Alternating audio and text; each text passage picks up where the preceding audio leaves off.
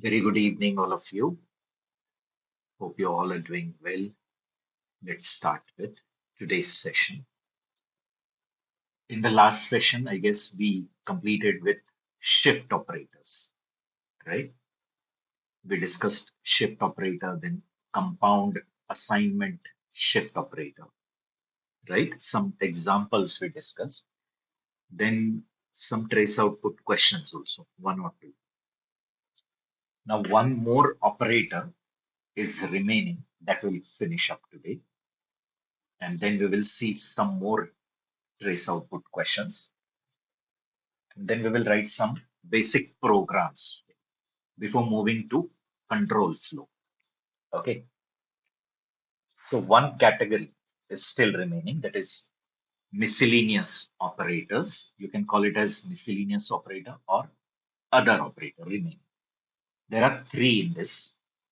One is new, square operator, and instance of operator. We'll discuss about all three one by one. First about new, I'll tell you. Okay, new operator is for creating instance of a class. That is for creating an object. New operator is requesting to the VM for allocating space for your object. It can be array as well because in Java, arrays also are objects. Ultimately, arrays are also reference type. They are not primitive type. They come under non-primitive reference category. Therefore, they will be also called as objects only. So new is for allocating space. It is requesting to the VM reserve space as much as needed for the object or for that array. And then it will return reference. That reference you can collect and keep it in reference variable, that is object. Okay. So suppose you already have a class pizza and you want to create a copy of it. So you'll just write new, the class name, whatever class name, and a round bracket. A round bracket will also give a call to some magic method that is called constructor. We'll be learning about that too, don't worry. So new is the operator which is requesting to the VM that as much memory is needed for a pizza object. Now it depends on what data members are there inside it, like the diameter of the pizza, the thickness of the pizza, then whether it is a vegetarian or a non-vegetarian, then extra toppings, extra cheese. So many parameters are there no, for a pizza object. So as many attributes are there, that much memory will be reserved. Then implicitly it will call constructor, which will initialize it to some default value. And then it is going to return reference, which will collect in this class variable. That is pizza class variable. Getting? So for allocating space, we make use of new. Same way, new can be used for creating arrays as well. Like if you want to create an array of 10 integers, right? So array is also created on heap only, remember. And in Java, array also cannot be created without new. So suppose you are creating an array. So you have to write new. Array of what? Like you want to create an array of integer. So I'll write int. And then in square, you have to give the size. The size is dynamically provided. At runtime, you can provide, like if I'm giving 10. Okay. So on heap, it will allocate memory as much as needed for 10 integers. Okay. For 10 integers, as much memory is needed, that much it will allocate. And then it will return the reference of it, which will collect in a reference variable. Okay. So obviously, it will be a array of integer. So you have to create an integer array reference variable. Int, square, and a. So we are telling a is a reference variable going to hold reference of an array of integer.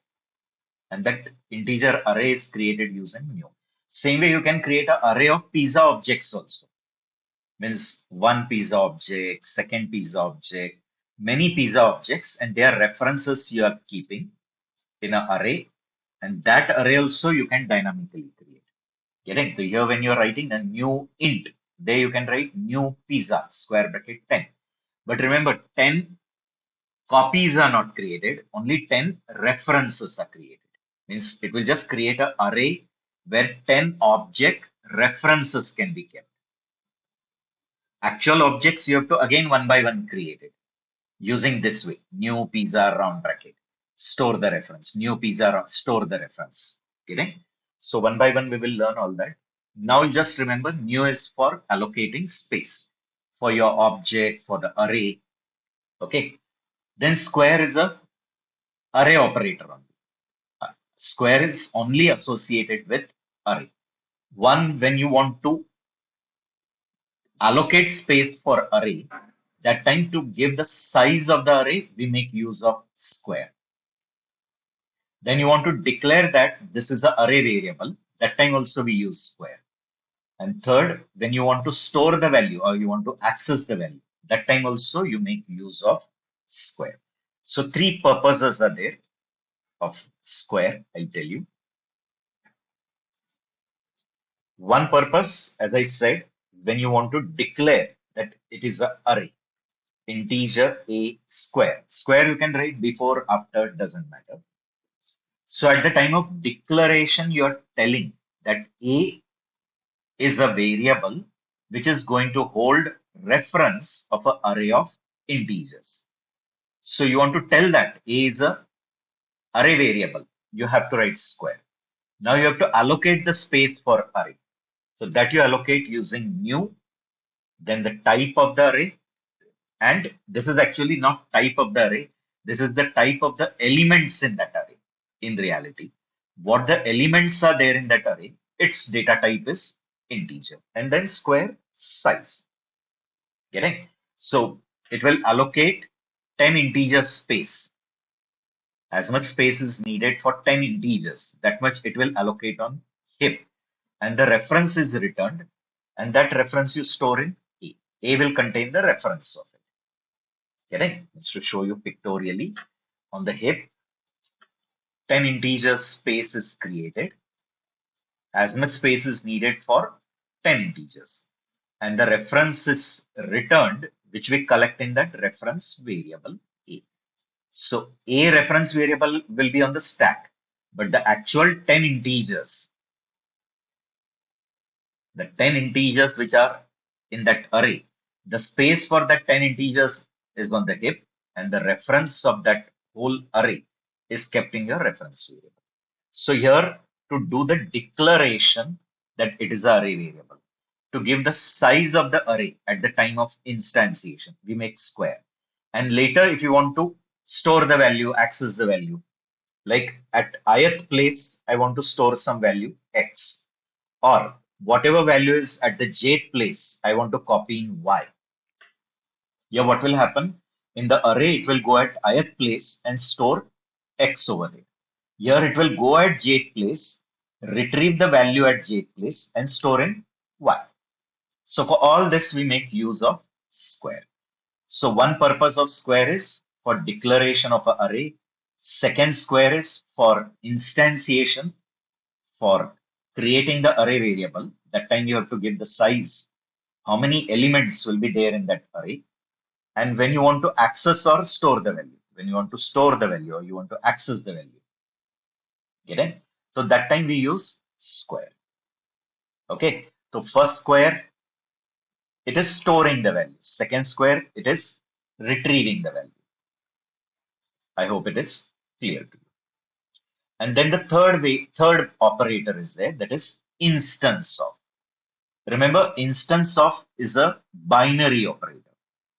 Binary means it's going to operate on two operands. It's a binary operator, and it will take first argument as the name of the class and name of the object, and second the name of the class. Okay, so first argument is the object, then instance of, and then the class name. Now what this operator checks, it checks whether this object really belongs to this class or subclass of it. Means in its family. Not necessarily this object is directly instance of this class. It can be direct object of that class or a subclass. Getting? So it will check whether the object is an instance of this class. Yes, it will return true. Otherwise, it will return false. So that's what I said. It is a binary operator. It works on two operands and it returns always Boolean, true or false. Always it is going to return true or false. And what it checks, whether the object is an instance of that class. Okay? So hope this is clear to you. Remember for array of objects also, remember actual instances are not created. Like if you are writing pizza p square, okay, equal to new pizza square 5. Here, 5 pizza instances are not created. It is just creating an array of 5 references. Understanding? Pictorially, I'll quickly show you. What it is going to do, it will create a variable p as an array variable. So array means object, reference. Okay, and now it is going to allocate space for storing 5 pizza object references. Yet the references are not stored. References are not stored.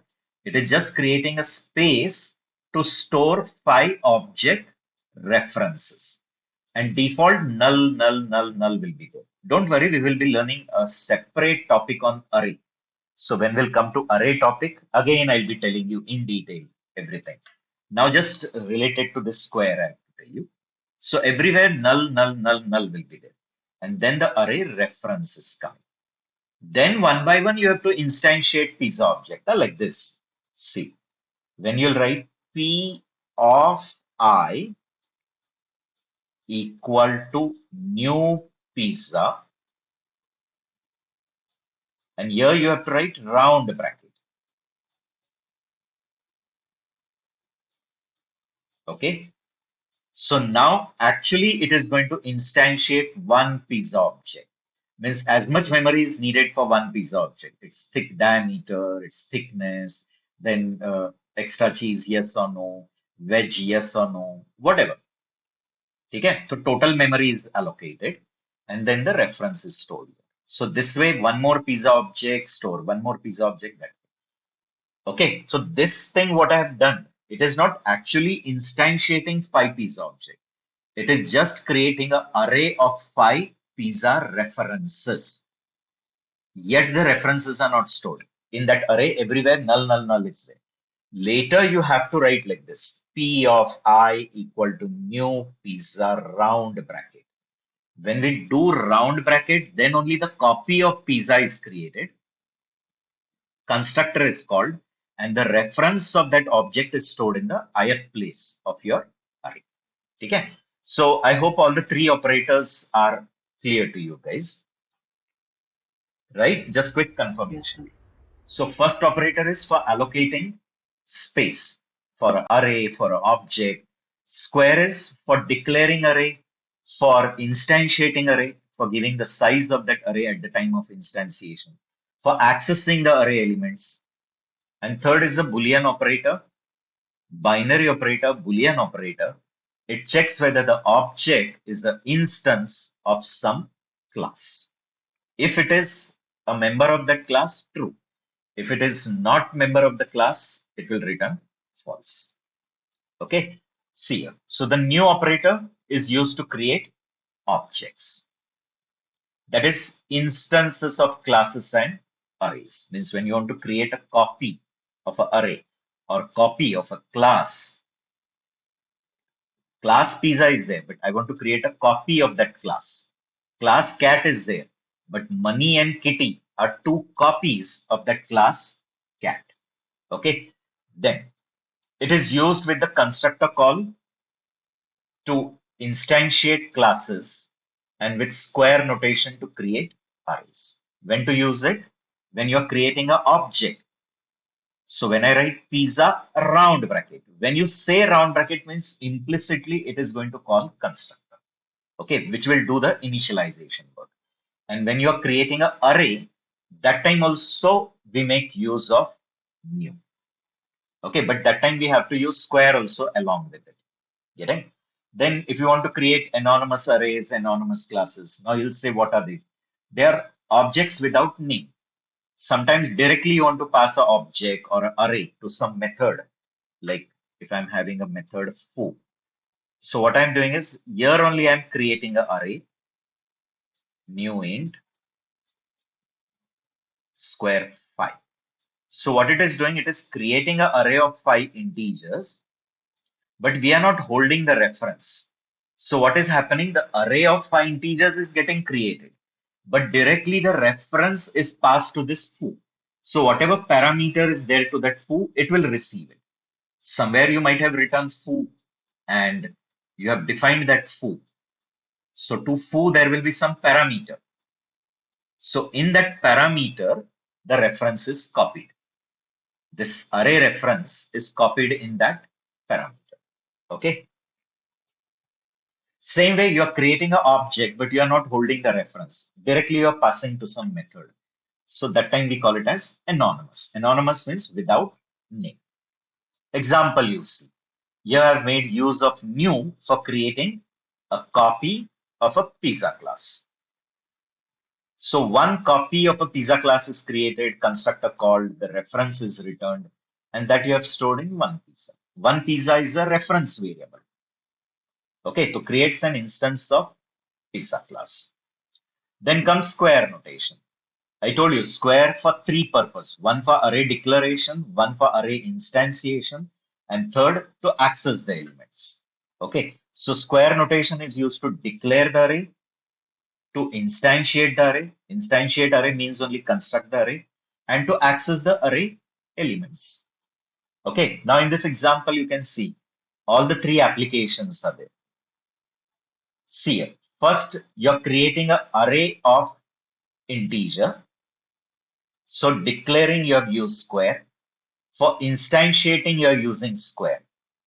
At the time of instantiation, to tell the size of that array, here also we have made use of square. And to declare that this is an array variable, you have to tell that in this, the reference of an array is going to come. So you have to declare it in this way. Like in C, we declare a pointer to tell that in this, the address is going to come. So how do you tell that in this address is going to come? By putting a star, right or no? In star P. So we come to know that in P, integer is not going to come. The address of an integer is going to come. Same way here, the square tells that in this, the reference of an array is going to come. Okay. And then you are accessing the elements, like third element you are storing in the fourth element. So while accessing also, you make use of square. Getting? While instantiating to tell the size of the array, while declaring and while accessing the element. So I hope the example is clear to you.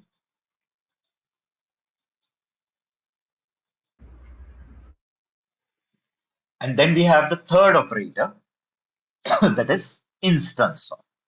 Already I told you it is a Boolean operator, meaning it will always return true or false. Binary operator because it works on two operand. And as it is binary, it is used in infix notation. And what does it test? Whether the object is an object of some class. Means whether that object is the copy of some class. That is instance. Now in modern Java, this is seldom used. They have introduced many new concepts. So when we will come to that things, I'll tell you, don't worry. Okay, so generally in modern Java, this is seldom used, less used. This is becoming little bit deprecated. It's going in history because the modern Java has introduced many other better concepts. Okay? Few examples I'll tell you. See here. First, I'm creating an object of pizza class called as my pizza. And then I'm checking whether my pizza is an instance of pizza class. So yes, my pizza is the object of pizza class. Therefore, it is returning true. But here you're checking whether the string is the instance of pizza. So it is not giving false. It is giving a compiler error. Why? Because string is nowhere the part of pizza. It doesn't come under its family. It is completely unrelated. String class is separate class. Pizza class is separate. They don't have any compatibility between them. And as there is no compatibility, it is giving error. Okay, compile time error because string is not a part of pizza class. But if you are trying to compare a null reference with any class, it is always false, but it doesn't give a error because null is also a reference. It tells that it is not referring to anything. Okay, so if you are trying to compare null reference with pizza class, it doesn't give error, it gives false because null is not referring to any object, no? But still it is considered as a null as a reference. Okay, so always false, null, not an instance. Okay, so all the three things are clear to you. Just give me quick confirmation: square operator, new operator, and instance of operator. Yes, sir. Yes. Okay, moving ahead quickly. Now, I guess last time we saw this example. This and the second one, if you remember. No, this third one also we have seen, I guess. Yes, no, Shamali was there. Yes, sir. I think only one was pending. This was also Huh. same. This also we have Yes, discussed, yes. right? Okay. Then one more example. Which of the following operators can be used both as an integer bitwise operator and a Boolean logical operator? Okay. If you remember the category, the categorization I had done, exclamation, then and, or, and XOR. If you remember, and one tilde operator. You remember this? I had made this way one group and this way another group. And in that group also, these three are there, and this group also. But this is Yes. separate. It only works on integer. This only works on Boolean. But these three work on integer as well as Boolean. If you're operating on Boolean, they are Boolean logical. If integer, they are bitwise operator. Right? So which of the following operators can be used both as an integer bitwise and Boolean logical? So obviously caret. Can I use caret for integers? It will do XORing. For Boolean also it can be used. Not only Boolean.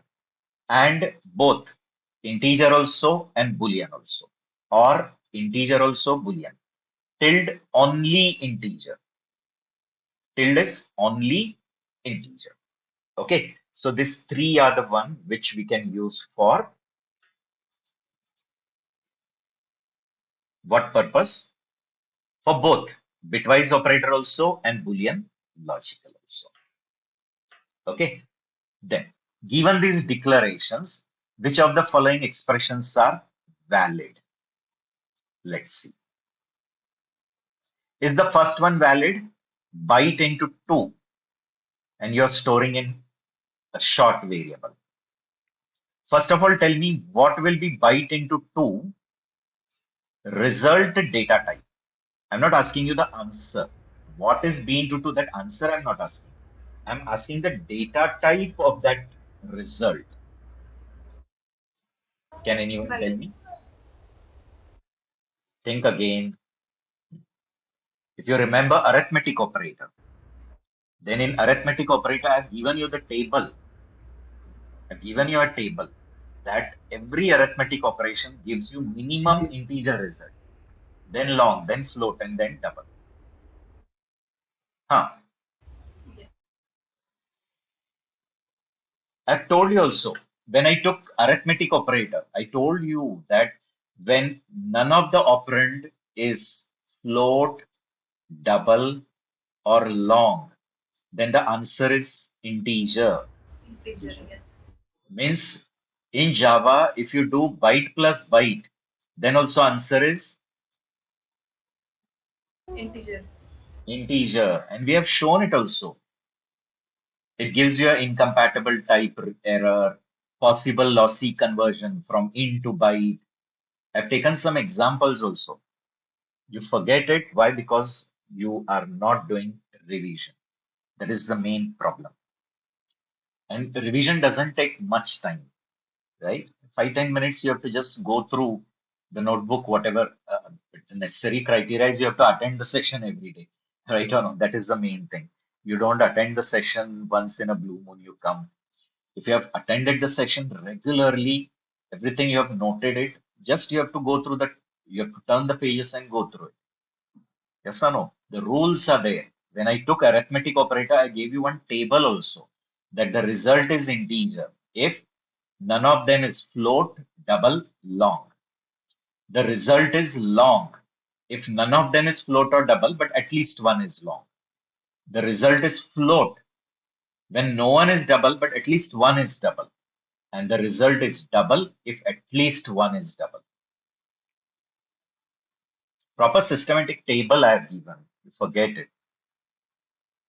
Again and again, coming to the basics is not a good thing because you have to learn so many difficult concepts. There are so many things in your uh, curriculum in this whole Java full stack. So many advanced concepts are there. So to learn all this, all these basics are very, very important. So b into 2, the result is always going to be integer. And can you store integer in short? No, sir. No. It will give you an incompatible type error, possible lossy conversion Lossy. from integer to short. Getting? Then about this, I is equal to byte, left shift, short time. Whatever it is, whatever that b is, you are shifting left, short time. What will be the result? Ultimately, the result will be what after shifting? Means I'm not asking you again, don't tell me what the number will come. I'm asking you the data type. What will be the data type of this result?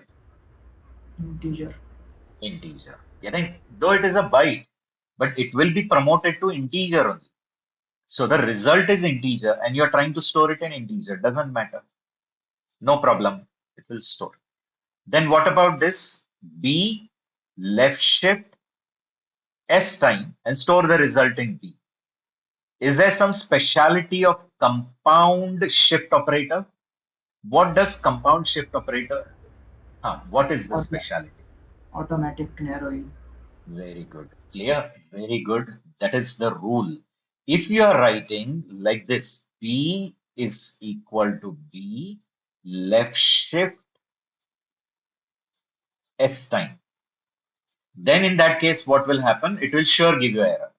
Because this B is byte. For shifting purpose, it is promoted to integer. Then it is shifted S time. Then the answer is integer and you're trying to store in byte. It will give an error, incompatible type, possible lossy conversion from int to byte. But the same thing if you do it using this compound. Okay, so what happens is compound assignment.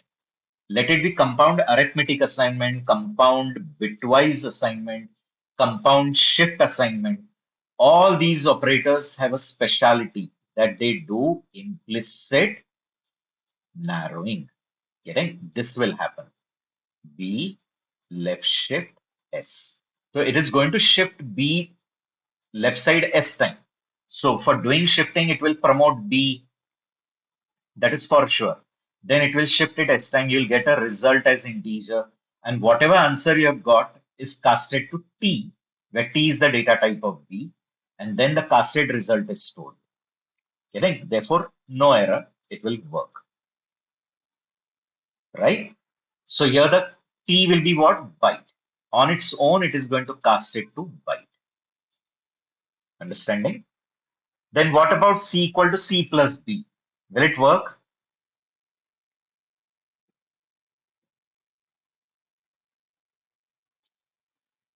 What do you No, say, sir. guys? No. Again, no. Why? Because C is character, B is byte. The result is going to be Integer. integer. C is character, B is byte. Both are going to get promoted to integer. Getting according to the rule, none of them is float, none of them is double, none of them is long. Your answer is sure integer. So char is promoted to integer, byte is promoted to integer. The answer is integer, but can you store integer in a char? No. Here also it is going to give possible lossy conversion from int to char. Okay. And again the last one. Here, will it work? If you are writing s plus equal to I, and if you are writing s is equal to s plus I, there is a difference, na guys? S plus equal to I. When you write normal s equal to s plus I, it will give an error because the answer is going to be integer and you're trying to store in short. It will give an error. But if you do it using compound arithmetic, what it will do s plus I, okay, and cast that result to short,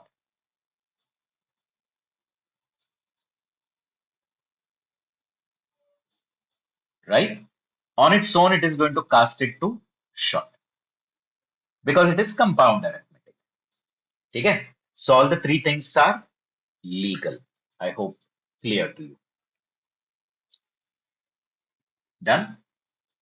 Then next, what we'll do is we'll write some simple examples based on operators, some programs. So for that, what I'll do is I'll tell you first thing how to accept values from the keyboard. Like if you want to accept values from the keyboard, then what provision is there? Okay? So that I'll tell you. Now there are many ways in Java you can accept value from the keyboard. Okay? Basically, Java is a language for web. Therefore, they have not focused much on keyboard interaction, means accepting values from the console. Console-based programs just for logic building, initial logic building and all is sufficient. But actual journey in Java is related to web. So in web, you will be designing all front end part, and through that you will be accepting, isn't it? So generally, you will be creating your HTML pages, and through that you will be accepting the values. So initially, to write some console-based programs, they have given some provision. One from that is by using scanner class. Okay, that is to accept input from user, use scanner class. Okay, remember whatever classes Sun has provided, every class has to start with capital letter. By mistake, if you type in small, that is your mistake. Remember, Java has made a fixed rule. What they have said is whatever classes I will provide to you, whatever they have provided to them, you people for using in different packages, every class first letter is capital. So never you'll do that mistake. So to accept input from user, use scanner class. Now, actually, this scanner class is present in one package. And if you want to use that class in your program, you have to import that package. So what will happen is runtime, the class from that package will get loaded in the memory and you will be available with that class for object creation. Understanding? So if you want to create the object of that class bytecode has to first come into the memory. So you have to inform that this bytecode, the bytecode of that class, please load it in the memory so that I'll be able to create objects of that class and that class will be available for you. And that you do it by import statement. Okay. Import is a statement which is to be written outside of the class. So import, then it is part of your main package Java. Java is the main package. Then the sub package is util for utility classes. And then the name of the class is scanner. Okay. It is good practice to import the specific class instead of writing star. There is a provision to write star. Lazy people write star, but you don't understand the performance factor. As you are lazy, you just write star, right? But it is always good practice to import only those classes which are needed because unnecessary the loading time, because these classes are also to be copied from disk to main memory, right or no? So loading time is unnecessarily wasted, and those classes which you are not needing, why to unnecessarily bring them in the memory? Right or no? When exams are there, so when you're studying table chair, you have taken the table on the chair, you are studying. So you know tomorrow is your database management system paper. So on the table, related books only you'll keep. Why the other unnecessary books you'll keep? You'll keep them in the cupboard only. No? You'll bring them whenever you need it. Yes or no? Clear? So unnecessarily those classes which we don't need, why to import them? Why to waste the time of loading and why to waste the memory also? It is unnecessarily occupying the memory because you are neither using it, you're not utilizing that class. Okay. So always good practice is to import the class whichever is needed. Okay. So I hope this is clear. So we have to use scanner class. But the job of scanner class is what? To read the bytes from some source and convert it into different data types and provide it to your program. That basic work it does. Its job is to read. Instead of reading, we can say scanning. The name is called scan. So it is just going to read the tokens, you can say. It is reading the tokens, and the tokens are space separated. Huh? All the tokens are space separated. So its job is to read the tokens from some source. There will be some source. Now, source can be file, source can be keyboard, source can be remote machine. Okay, it can come from any remote machine. It can come from the keyboard also. It can come from the file also. Any source. Now you'll say how it knows which source that you have to pipeline. I'm going to tell you, don't worry. So that source you are going to pipeline to this object. Okay. So scanner job is to read the tokens from the source and convert it into respective data type and supply it to your program.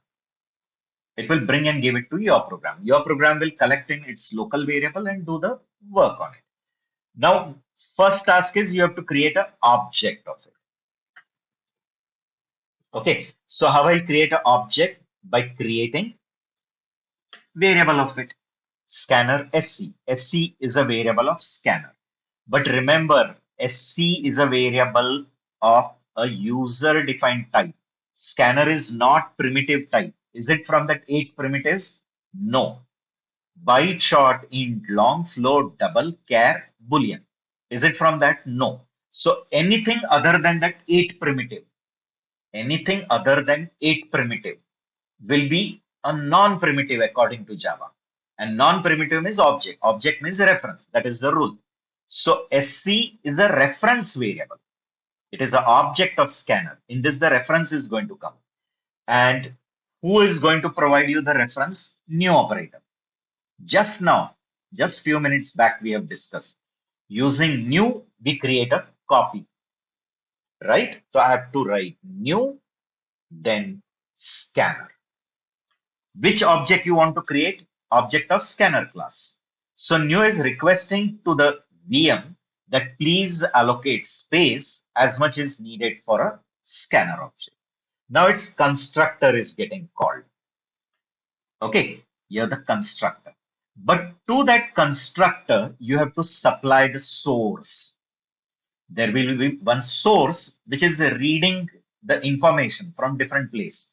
It may be reading from the keyboard. It may be reading from the file. It may be reading from the socket, that is remote machine. So that source I have to pipeline to the scanner. So what that source is doing, it is reading the tokens from its source, whatever, and it is putting it in some buffer, and scanner is reading from that buffer the tokens and then converting it to respective data type and giving it to you. Getting? So you have to first pipeline the source. So if you want to read from the keyboard, you have to use this in object. Again, I have to do the segregation of it. I'll tell you. Here I'll write system.in. Okay. Remember, there is one class that's provided called a system class. This is the class provided by Java. Okay. It is in a lang package. And lang is the only package which is getting imported by default. Lang package also gets imported, remember. But only the thing is you don't have to explicitly import. It is automatically imported. Okay. And in the lang package, there is one class called system. And inside system class, there is one object which is of class input string, and the name of the object is in, and it is a static member of this class. See here, it is like this. I don't have to create this. I'm just telling what is done inside it. Please remember, system is one class. You don't write this. It is already there in the lang package. I'm telling how they have developed it inside. So there is one class with the name system. It is in which package? Lang package. And inside that class, there is one member, which is the object of input string. See here, it is like this: public static input string, and the name of the object is in. So please remember, in is the object of input string, but it is a static member of which class? System class. Getting? Like you all, currently whoever is attending the session, guys. I don't know how many are attending till now. How many have left? How many have gone for their priority work? I don't know. Getting? What I'm saying is, as you all are attending the session, you all are also objects of class student. You are actually copies of student class, but currently you're belonging to one more class called class virtual classroom. You understanding? There is a class classroom separate. Okay. And in that, there are objects of student class. Means S1, S2 are whose copy? Student class. But you're currently belonging to whom? Class classroom. Same concept here. Okay. So in is the object of input string, right? And it is a static member of which class? System class. And remember, you don't bother what is written this side equal to this side. Here they have written a logic in such a way that it is connected to the keyboard by default. Okay, so what you'll remember if you make the points of this in object. So in is object of input string class, static member of system class, default connected to keyboard. Okay, you have to remember that it is default connected to keyboard. In is always connected to keyboard. It is an abstraction between your program and the keyboard. Means your program is not directly dealing with the keyboard. Who is the abstraction between them? That is in. In is taking the care of reading the values from the keyboard and supplying it to you. That's why I'm saying it is a abstraction. In is the abstraction between the keyboard and the program. Okay, so default connected to the keyboard, and the job is read raw bytes from keyboard and supply it to other string to which it is connected or pipeline. Getting? So in our case, we have pipelined it to scanner. So it will keep reading the raw bytes from the keyboard and it will supply that to the scanner. And scanner will go on making tokens, and tokens are on the space basis. So wherever space, one token, wherever space, another token. And it will keep reading the tokens, and that tokens it will supply to your program by converting them into different data types. Okay. And as I already told you, in is a static member of system class. So to access this in, am I supposed to create a system class object or can I directly access it in the class name context? Tell me, whenever the member is a static member, I guess this thing is completed in the past session. What is the instance member? What is the static member? What is the local member? I hope you remember or no, guys. Three types of variables: local variable, instance variable, static variable. Do you remember or no? Static variable, Yes, sir. they are shared by all the objects. They are created at the time of code loading only. They get destroyed when the program is terminated. Then you declare it inside the class body, but outside method. Outside method, inside class body by using keyword static. Then to access them, no need to create an object. You can directly access them in the class name context. So I'm accessing in the class name context. If it is an instance member, suppose this static is not there, then it is instance member. Then if you want to access this, you have to first create this outer class object. Means without creating system class object, you won't be able to access in. Getting? Why? Because that time it will be an instance member. But as it is static, no need to create object. Directly in the class name context. Here I've shown you. Okay? So how we have pipelined, I hope you got it. So in is the abstraction between the keyboard and the program. So it is reading from the keyboard, supplying it to you. But actually it is supplying it to whom? To whom it is pipeline. So it is piped to scanner. So it is supplying to scanner. Scanner is reading whatever in is supplying to it. It is reading and forming tokens. Tokens are formed at the place of space or enter key. Where you press enter, there the token is created. And it will keep reading the tokens, convert to respective data type and give it to us. So now that reading will be done by the scanner methods. Okay, so there are some methods that I'll tell you. Instance methods, sir, remember. Instance methods meaning to access them, what is needed? Object. And therefore we have created an object of scanner. Understanding? Okay, so instance methods are there like string, next, which will read only one token. One token means your understanding. Wherever it gets space, it reads that word. Like you have written, let us learn full stack Java development. So let and us, there is a space. So it will only read let one time. If you put it in a loop, it will keep reading the next token, next token. Okay. So string next will read one word. Entire line, if you want to accept, then there is next line. Okay. I hope it is clear. Next line and next.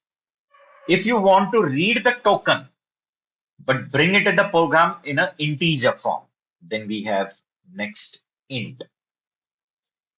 In the program, if you want in a double form, then we have next double. Like this for every data type they have provided. Dot dot. Okay. And even if you want to check whether there is the next token or no, like you're reading one word at a time.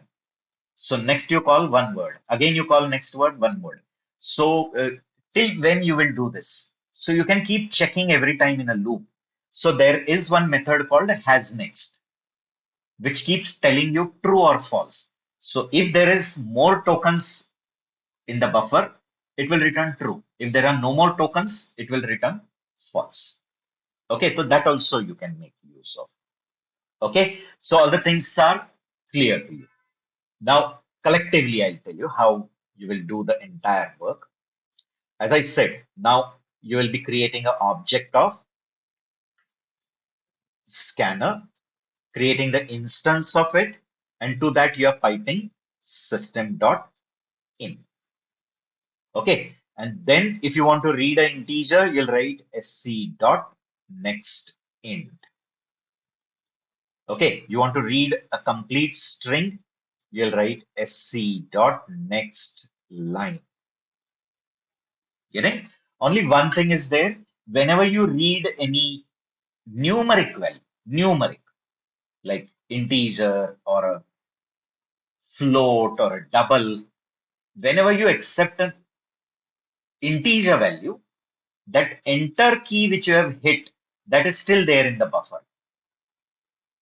Okay. So if you try to accept a string after that, it will read that enter key only. Understanding? Like I have entered 345, enter. So the moment I press enter, there is a carriage written. So what this sc.nextInt does is it reads only 345 and give you. This enter key is still there in the buffer. And immediately after that, if you're doing sc.nextLine, this next line doesn't read anything after that. It just reads that /r and give you. So generally after number, if you are reading a string, you have to flush that by putting a dummy sc.nextLine. You put a dummy sc.nextLine, it will just read it and ignore it. It is just reading, not storing that in anything. So it will just ignore it. And now after that, if you do sc.nextLine, so it will wait for you to enter next thing. Okay. Diagrammatically, if you want, I'll show you how the working is. Okay. Suppose this is your keyboard. I'm not good in drawing. Already I've told you. And this is your keyboard. And this is the person who is hitting that keyboard. You are hitting that keyboard and you're typing whatever. There is one abstraction, and that abstraction is in, right? This is in object, which is associated with the keyboard. So what in does is it reads the raw bytes. Whatever keyboard you are hitting, you people are hitting the keyboard. So whatever keys you are hitting, that all are read by this in, and it will dump it somewhere in the buffer. And to that, this in is being piped to whom? To another abstraction. And who is that abstraction? Scanner object, SC. Okay. Because when we created that scanner object to its constructor, we have passed this in object. This in object have passed to this, therefore the piping is done. Pipe connections are done. Okay. So you hit the keyboard, whatever you have hit, it will read it. Who is going to read it? In. Dump it in the buffer. Scanner will read from the buffer and go on forming the tokens and give it to you. So scanner reference is with whom? With the program. Program is having the reference of what? Program is having the reference of that scanner, isn't it? So program will call the scanner method sc.nextInt, sc.next, sc.next double. So what that methods are going to do? It will read the tokens from here, convert them into respective data type and supply it to your program.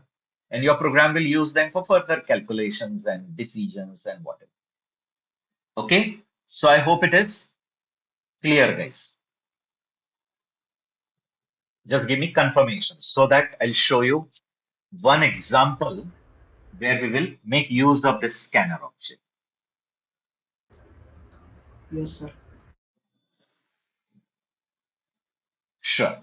Now, for displaying any output on the monitor, for that also we have one statement, that is system.out.println. I have to tell you about that too.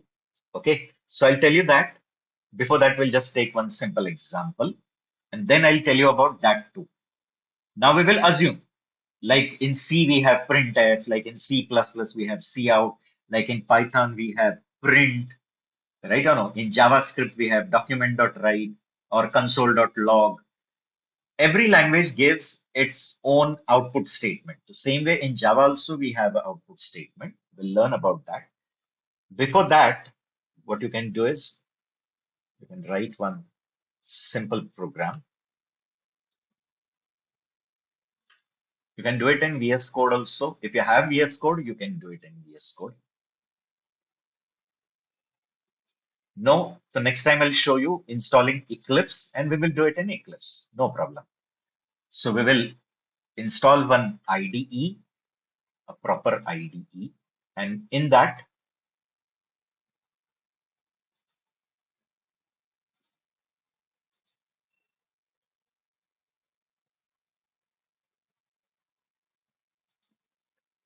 we will open our folder. I guess this one, Java Full Stack. One very simple program we will write based on the operators which we have discussed. We have discussed conditional operators and all those things, and a ternary operator based on that. Okay, so here I'll just create a new file. I'll give name to it as max3.java. Every Java program is to be saved with the extension .java. Name your choice, but give a relevant name. Don't give any irrelevant name. A.java, B.java. That is very unprofessional. Okay, it is very childish, you can say. If you want to become a professional and enter into the corporate world, namings also matter. How the names you give, that is also very important. As I said, we have to import java.util.star. Okay, next time we will go with some other ID, not necessarily the same one. Okay, so I've imported it. Then what we'll do is we'll write main.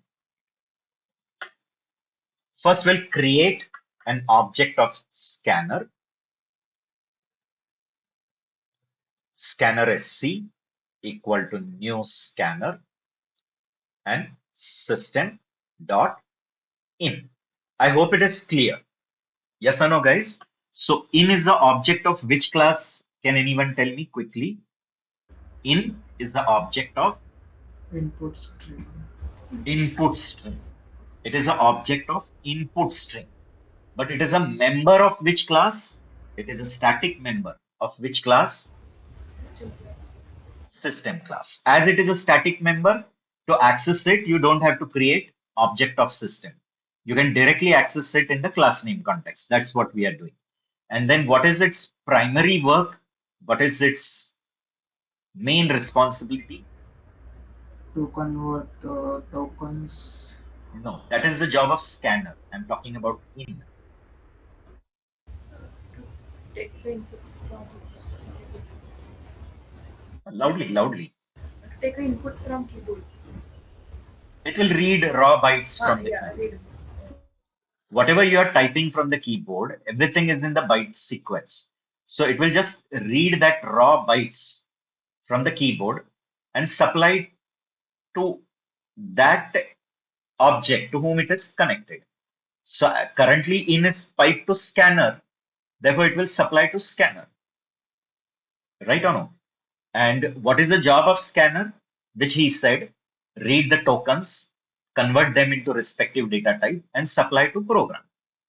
But that conversion that next methods are doing, next int, next float, next double, next char is not there. There is no provision to read single character. Single character is also read as a string object. So one word you want to read, entire line, so methods are there. Okay. Now what I want to do is I want to read three integers from the keyboard. So before that, I'll just give a prompt message like this, like enter first number. Okay. Then through sc.next int, I'll read one integer from the keyboard.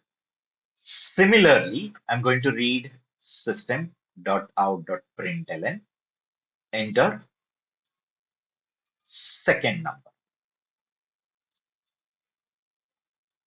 ठीक है?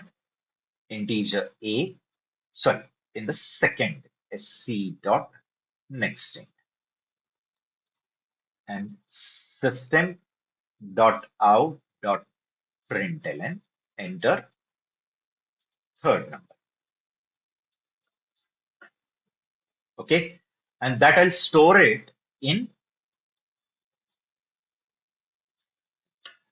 the third variable, that is c. So I've accepted a, I've accepted b, I've accepted c. I want to find out maximum of this three. Okay, so that you can do it by a ternary operator. You can do it by if else, but as we haven't learned any of the control flow instruction, so now we will do it by ternary operator. Okay, integer max equal to.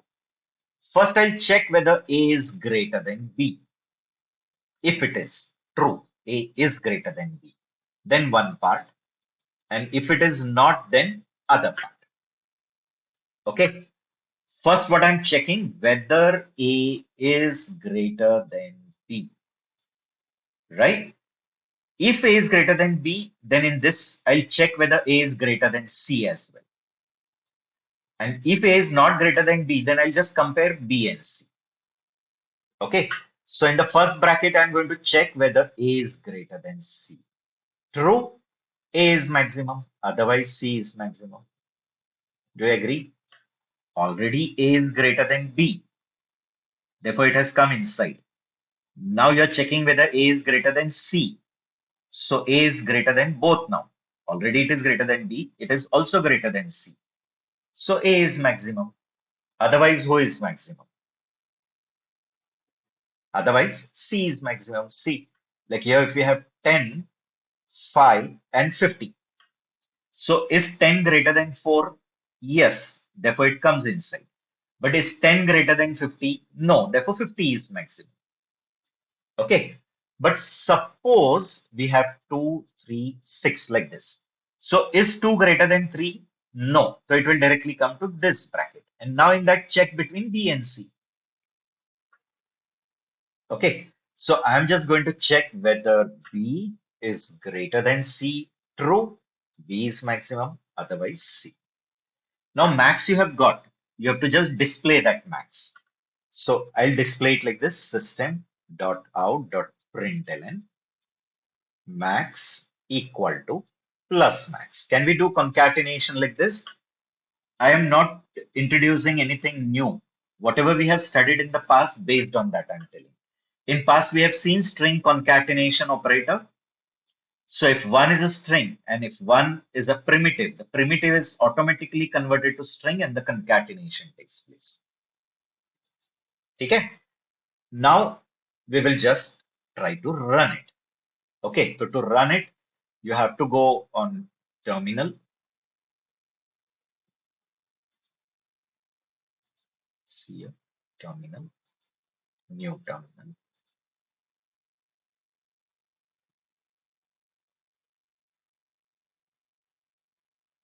Okay. And just write Java C. You can even write only Java. No need to compile also. At this moment, just remember Java and max 3. It will directly interpret and run it. It will not waste its time in converting entire thing into bytecode, then create a bytecodes dot class file. It will convert to bytecode, but in the memory and immediately run it. But if you want to reuse that bytecode, then don't do this way. You have to first compile and then interpret. Okay, see. So it has compiled and it has started interpreting it. But remember, the bytecode is not in a file form. It is in the memory only. And the moment execution is over, the bytecode will be lost. Get it? So directly it has called main because main is going to act as an entry. We will be talking about it. Don't worry. Okay. So that is your entry point from where the execution start. So inside it is creating an object, then it is giving this prompt message. Now you will enter something, whatever you enter 45. is read by this s dot next int, convert that token is read, and that token is converted to integer stored in A. Again, next prompt, I'm giving 34. Suppose third prompt 12. And at the end, is it displaying max equal to 45? 45, 34, 12. So who is maximum? 45. Agreed? You can join also all the things and print. Like you want to display that max and the three numbers and then equal.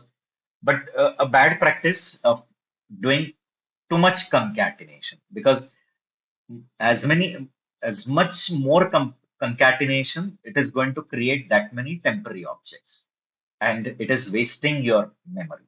So generally you should avoid more number of concatenations. Getting? But you can do it like this. See here. Can we write like this? Max bracket, then plus a, then a comma, okay, plus b, again plus comma, plus c, then close bracket, equal, and then max. Are these all things getting concatenated from left to right? And when it is doing concatenation, appropriate things are getting converted to string. This A is an integer, converted to string. B is an integer, converted to string. C is an integer, converted to string. And then they get concatenated. Concatenation also, first this plus is concatenated, then a new string, that new string with this string, again a new string. Therefore, I said in such cases, abundant number of temporary objects will be created in memory and it will be a wastage.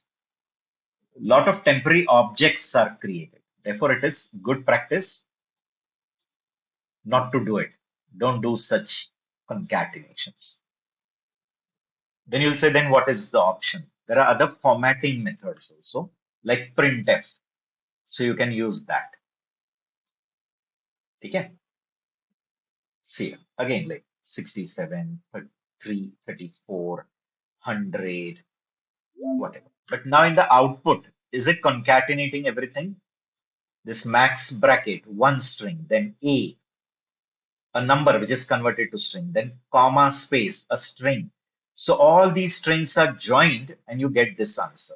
Can you see max of 67, 34, 100 equal to 100? Okay.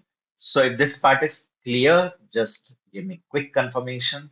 Then we'll talk a little bit about this system.out also. Yes, sir. Sure, na? Others also. Others take the Yes, responsibility sir. of answering. Shamli, Harshras. Others, Siddhant is there or no? Yes, sir. Clear, sir. Other members also speak if you're planning for a job, right or no? Last time, one student, last time very enthusiastically she said, I want to enter into the corporate world, and today absent. This should not happen. There should be consistency in learning. Not only learning anything in life you do, do consistent, you'll get a result. If you're not consistent, never you get output from it. Okay. Now, one more thing I'll tell you about the statement system.out.println. Okay, but before that, what do you mean by polymorphism? Okay, polymorphism means one name and many forms, you can say. Means entity is one, but that same entity is showing different actions in different contexts. Getting? Like uh, Harshraj is there in our batch. So in some context, he is brother. In some context, he is son. In some context, he is student. Now in current context, he is behaving like a student. Along with his sibling, his context is brother. With his parents, he is like a son. So entity is one, but the roles are different in different contexts. So polymorphic, you can say. One name, but many forms, right? You can consider our actors, movie actors and actresses. In different movie, different roles they play, right or no? Take Mr. Amitabh Bachchan, my favorite, because many students might think why sir always take, because we are from that generation. No? We are not Gen Z. We are from that millennium, and I guess before that also, I maybe before that. So our time favorite, famous and dynamic person, Amitabh Bachchan. So in every movie, in different movie contexts, he's different. Somewhere he has played a cop role, police role. Somewhere he's a lawyer. Somewhere he's a thief. Somewhere he's, I guess, ghost also, right? So entity one, but actions different in different contexts. That is called polymorphism. In Java, polymorphism can be done by two ways. Compile time polymorphism is also there, and one is called as compile time, and another is called as the runtime polymorphism. Getting? Now, what is the difference between compile time and runtime? Okay, so there are many actions for that one name. Name is one, but that one name can perform different actions. From that many actions, which action should be connected at that place? That is decided at compile time. Correct? Diagrammatically, I'll show you. Like there is one name, add. Okay. But that add can perform many actions. This is one logic, this is second logic, this is third logic. So from that logic, which logic is to be binded here in this context, wherever you have called? Okay, so at the place where you have called, which logic is to be binded for that call? That decision is taken at the time of compilation. Early binding. It is not delayed till runtime. The decision is not delayed till runtime. The binding is done at the time of compilation. Early binding. In short, the compiler only can take the decision that in this context, from these many actions, which action is suitable? There are many actions for that one name. So for this call, which action is to be binded at that call? That decision who itself can take? Compiler. Understanding? And that action, that decision as it is taken at the time of compilation only, we call it as compile time polymorphism. Getting? And what comes under compile time polymorphism? There is method overloading. And there is another called operator overloading, but Java doesn't support it. Method overloading. Okay. Now, what do you mean by method overloading? So in method overloading, we are having a set of methods, that is functions, a family of functions, a bunch of functions, and all are having same name, but different signature and different definition. Okay, so what is method overloading? I told you method overloading is a type of polymorphism, type of compile time polymorphism.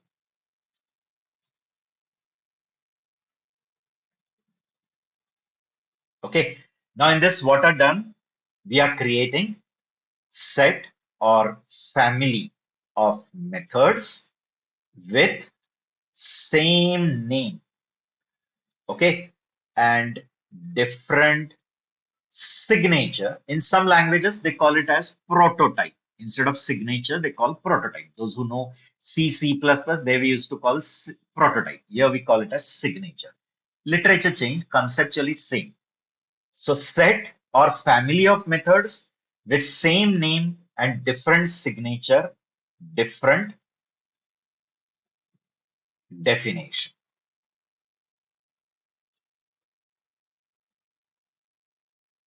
Okay. The body is different, means inside the logic is different, the signature is different, but the name is same. Now you'll say, what do you mean by signature? Signature means the number of parameters, the type of parameter, and the order of parameter. Means how many parameters you are going to pass. So example like 2. Then their type. The type is int and float. Then the order, that whether first int and then float or first float and then int. Okay. So signature decides what? Only this thing. Signature decides number of parameters, type of parameters, and order of parameters. So what parameters you're going to pass? The count, their type, and their order decides signature. Remember, return type doesn't consider in the signature. Means like you have one method who is returning void and another returning integer. So their name is same. Signature is also same, but the return type is different. This is not overloading, is not allowed. So overloading is not decided on the return type. Overloading is not decided on return type. It is decided only on the signature. And signature means these three things. How many parameters you are going to pass, what are their data types, and their parameter. Okay? And the order of their parameter. Getting? So example like if I have created one integer add with two integer argument, definition is there. One more int I have created with three integers. Okay. Or I have created one which is going to concatenate two strings. So I'm passing string A, string B. Like this, I've created a family. The name is same, but the signature is different and the definition is different. Inside the logic may be different. Whatever logic you write may be different. Okay.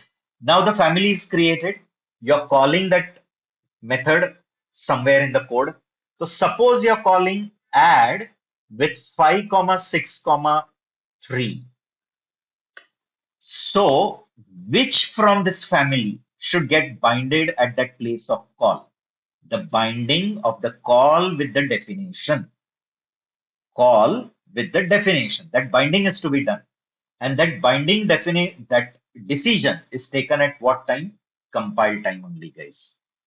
How the compiler only will decide on this signature. It will check how many arguments are there? 3. So in the family, it will search how many methods are there with the 3 argument. If it gets more than 1, then it checks the type. Again, with the same type, if it gets more than 1, then it checks the order. And if for the same order also, if it gets more than 1, then it gives the error, ambiguity error. It says more than one method with the same signature. Okay. In this case, there is no confusion because there are 3 arguments and here we have only one method with 3.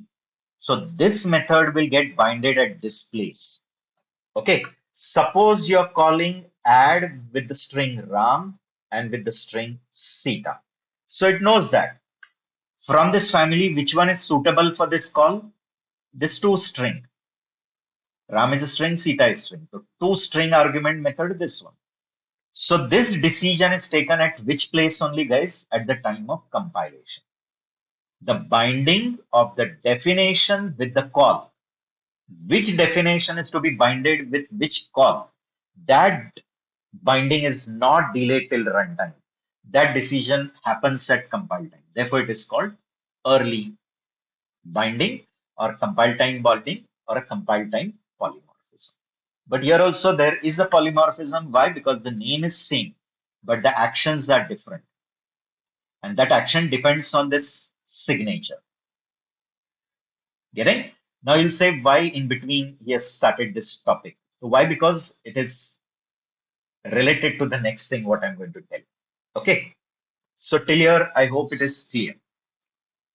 right? Later, we will be solving some exercises on overloading also. Don't worry. Constructor overloading, method overloading. I'll take some exercises where we will use this concept. Okay. So is the concept clear to you? And remember, runtime polymorphism always happens in inheritance. Inheritance means parent class, child class. In that context only, it will happen. Runtime polymorphism always happens in the context of parent class, child class. Okay, so on that runtime polymorphism, we will talk separately. Now we will not confuse it.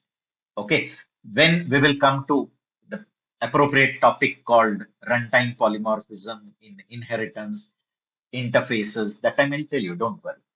Compile time, just remember. Okay, so first of all, polymorphism is clear to you guys. Yes, sir.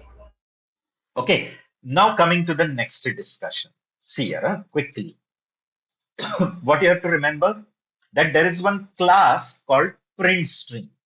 Again, you don't have to develop this. It is already made and given to you by some people. Our job is just to use it. We are just going to use it. Don't worry. So what I want to tell you is there is one class called print string. It is there in the appropriate package. Don't worry. Okay, there it is present in the IO package, and as this is not directly in our program, it is in some another class, so indirectly it will get imported. Don't worry. So print string is one class provided by some people, and in that there are some overloaded method overloaded. See this concept. So in this class, there are some methods which are overloaded. Okay, so there is one family with the name print and it takes different data types. Okay, then there is a method with the name print only, which takes even character also, which takes different data type. Okay, they've created a family like that. It takes a string also. Okay, this is one family, and there is another with the name print ln.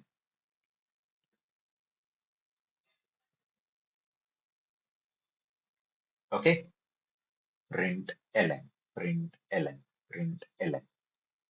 That is also one family. Dot dot means you understanding. Na? Put dot dot means many more are there. Print with a double, print with a boolean, print with a float.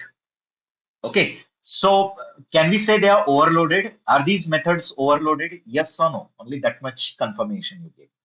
Are these all methods overloaded?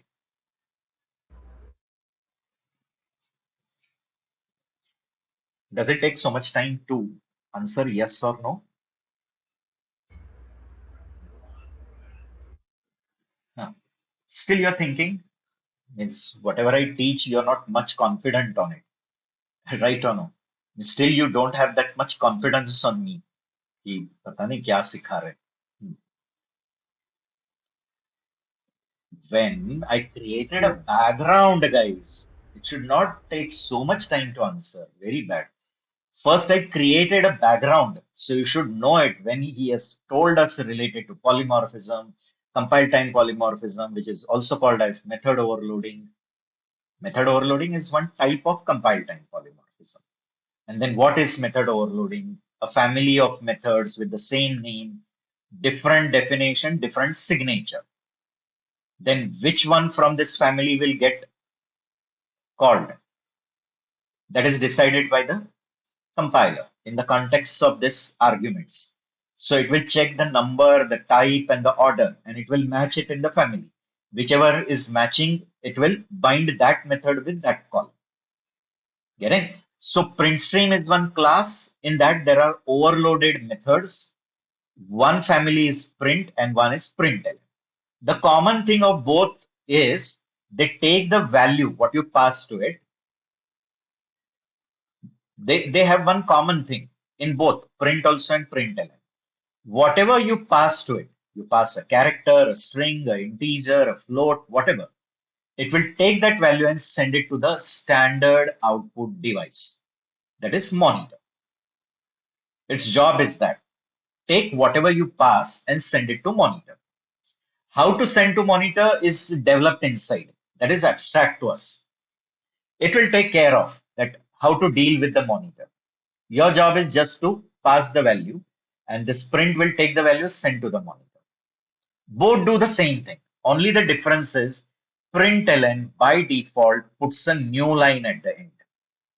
Like it takes the integer. So it will display integer on the monitor and bring the cursor on the next line. Understanding? Like 35, cursor will automatically come on the next line. But if you are doing print 35, so it will print 35 and the cursor is just blinking after it.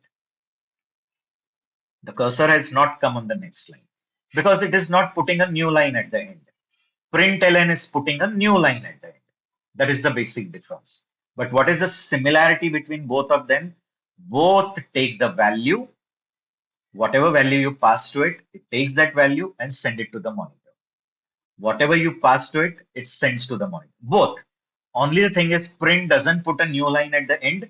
Println puts a new line by default. And they are overloaded. Means the same name, many methods are there with the same name, different signatures, different definition. Okay. And remember, they are instance methods. They are not static method. Have used any static word? No, they are instance method. So as their instance method, you will need an object of print string to invoke it. Can I invoke it in the context of class name directly, guys? Can I call it print stream dot print, or I have to create an object of print stream and then I have to invoke in context of that object? What do you say, guys? Directly, sir. Pardon?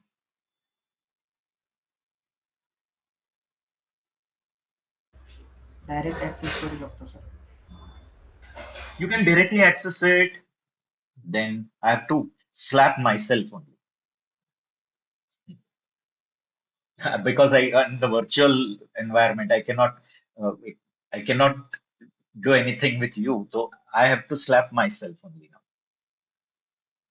Can I access these methods directly in the context of class name? That is the problem. You don't attend the session regularly. And one problem. Second, you don't watch the recordings also. Second problem. And then abruptly you come and join, assuming yourself that you are the born talented.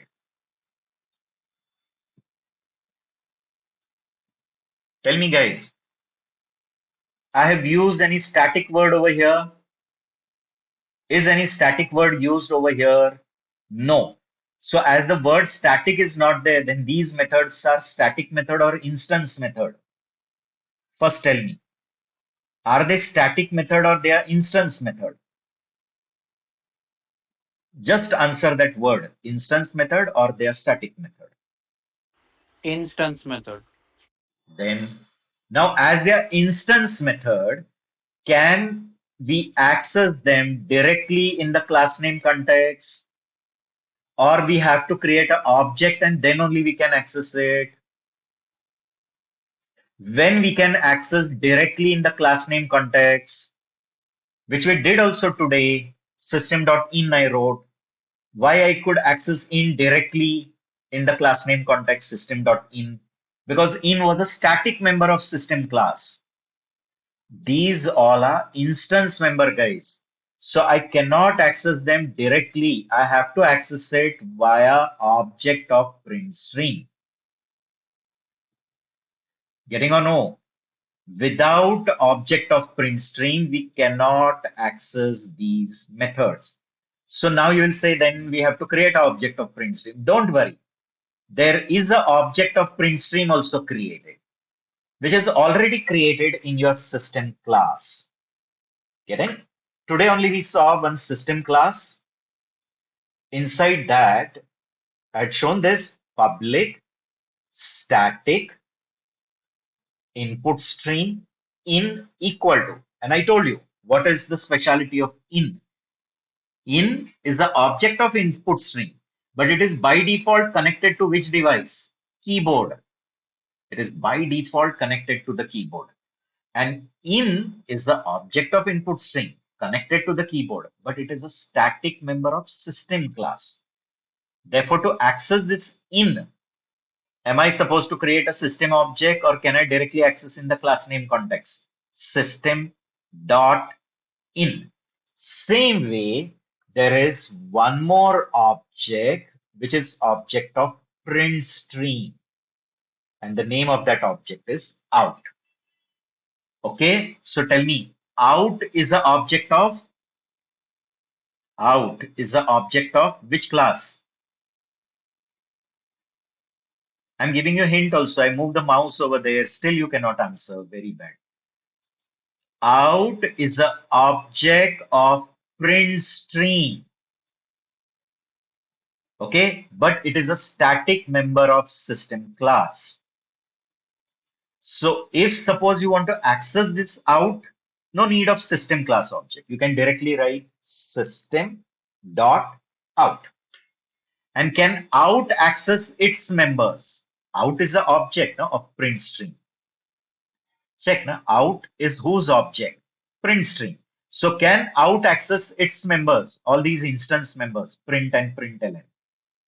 So that it can access by dot operator, print or println. Remember, print and println cannot be accessed without print string object because print and println are which type of object, guys? Sorry, which type of object? No, very sorry. Which type of methods? They are, just now Siddhant told, they are instance methods. Print and println are instance methods. And as they are instance method, to access them, you will need an object of the class to which they belong. So print and print string belong to print string. So to access them, we'll need this object. So is the object of print string already created? Yes. What is the name of that object? Out. Out is the object of print string, but out is whose member? System. And it is a static member. So to access out, no need of system object. You can directly access in the class name context. System dot out. And then out is accessing its members. Which members? Println and print. So ultimately, print and println are accessed only via object. Getting that is out, and out is the object of print string. Agreed? Now same print, there is print ln as well. I hope you know it. Okay? So is the entire concept clear to you? What I said? I said that there is one class called print string. It is already ready provided. You don't bother about it. Okay. So there is a class called print string. In that, there are overloaded methods.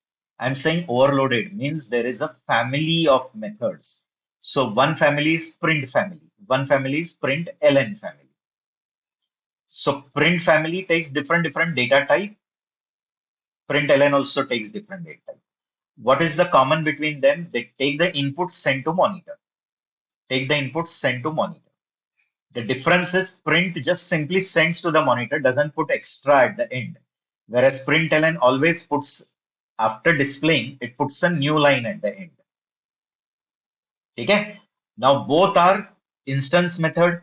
So obviously we can access it only via object of print string. I have to create an object of this, right? So you don't create it. Java is saying we already have created an object of print string. And who is that object? Out. They have written new something and they have written a logic in such a way that it is connected to monitor. Okay, so out is the object of print string, but it is a static member of system. Okay, so how do you access out? By class name dot out because it is static. And how out accesses? By dot and the name. Okay, just quickly give me confirmation.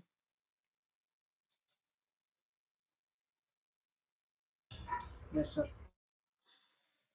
And there is one more. It has been added in the later version Java.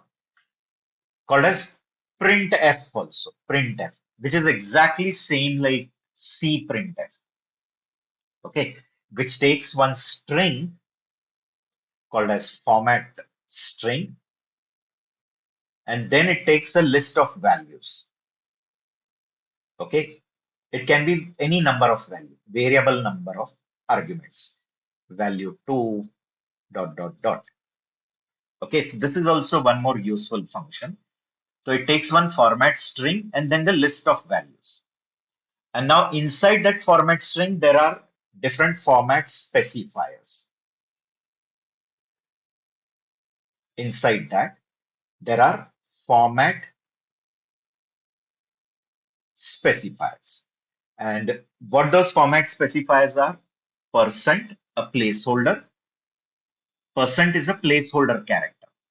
Means it tells that something is going to get substituted over there. And then the data type of the value which you are going to substitute. Like suppose you want to substitute string, percent %s is there. Like you want to substitute integer, then percent %d. You want to substitute floating point value, the percentage %f is there.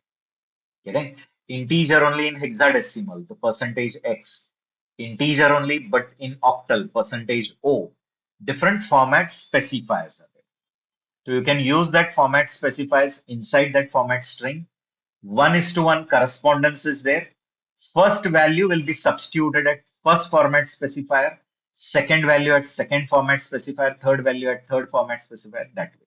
So it will substitute the value at the respective format specifier, and then after substitution, whatever string you get, it will send it to the monitor.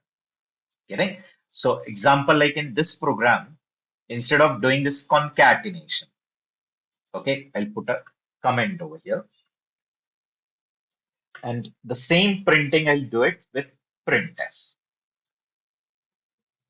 Okay, I'll give the format string like this: max round bracket percentage d comma percentage d comma percentage d equal to percentage d.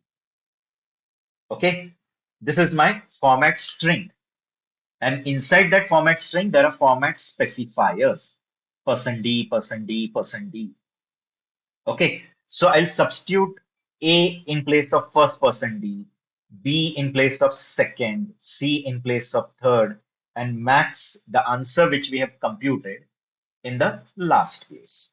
What will happen? It will substitute. A is substituted over there, B is substituted, C is substituted, max is substituted. And then after substitution, whatever string you get, that is sent to the monitor. Getting? So that also is possible. You can make use of that as well.